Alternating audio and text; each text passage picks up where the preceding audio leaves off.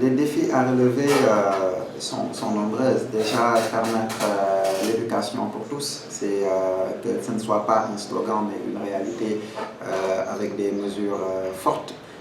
Interdire donc les jeunes qui ont, quand je dis jeunes, donc les gens qui ont moins de 16 ans, donc d'être actifs, donc d'aller travailler sans pour autant aller à l'école. Donc il y a pour moi, c'est une institution déjà forte que l'État puisse décider à trancher, dire, et ça va toucher donc, le problème des talibés, donc, qui sont dans cette tranche-là, leur dire l'école est obligatoire. Donc aujourd'hui, ces talibés, on parle plus de d'art moderne.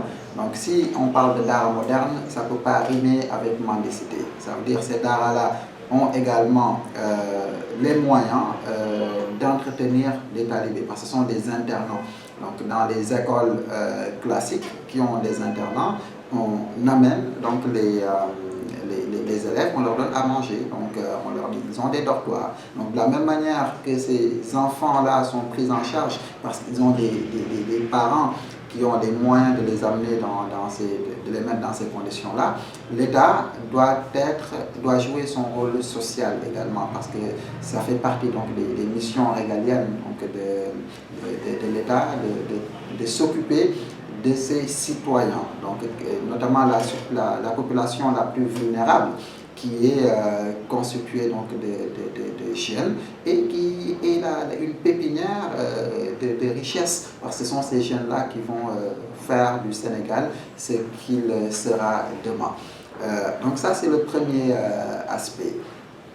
Le second, il faudrait identifier dès le bas âge donc, les talents de la personne. Il y a des gens peut-être qui sont plus orientés dans l'art. Okay? Il faudrait les amener dans les métiers qui touchent à l'art. Pas besoin d'avoir le bac pour faire après les beaux-arts. C'est dès le bas âge, je veux dire, qu'on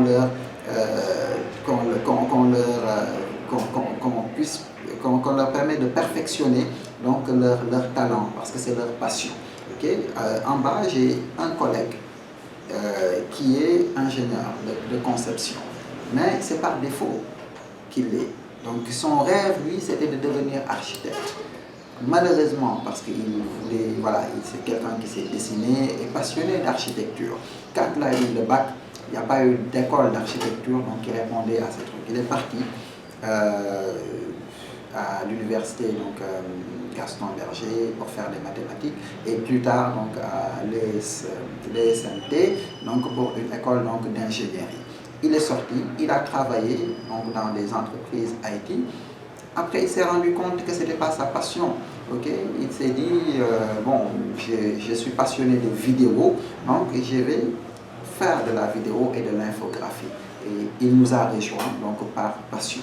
Et donc, il y en a X qui sont comme ça. L'autre chose, c'est navrant d'avoir un pays où les métiers manuels ne sont pas organisés. Tu as des soucis mécaniques. Okay? Tu cherches donc un mécanicien sérieux, c'est un problème. Parce que pour nous, un ouvrier est d'office quelqu'un de sale, quelqu'un qui n'est pas respecté. Okay? La mécanique, ça s'apprend. Okay?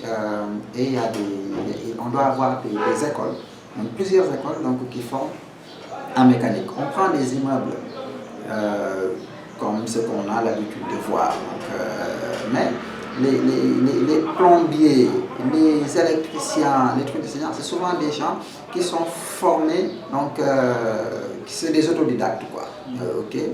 Et il y a ce potentiel-là à développer. Parce que quand on parle d'éducation, ce n'est pas forcément l'école classique, okay, qu'on connaît, où tu apprends les langues, les mathématiques et autres. Il y a des formations techniques, okay, et l'État doit pousser plus les jeunes à aller vers ces formations-là, okay, parce qu'on a décelé dès le bas âge ces talents-là, plutôt que de les amener vers l'école classique et avoir des métiers stratégiques. On parle aujourd'hui d'agriculture.